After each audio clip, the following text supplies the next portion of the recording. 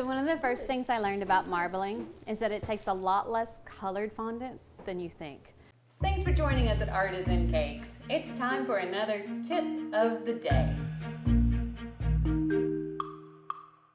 There's probably about an ounce of fondant in this little twig. Basically, I'm going to stretch my fondant log out to about 12 inches, more maybe, depending on how big it is. And take my little colors and I'm just going to squish it into my log. It doesn't have to go all the way down, and these should be fairly thin pieces. And then I'm going to squish this up into thirds, mash it together, and I'm going to give it a good twist. You can already see the marbling starting to happen.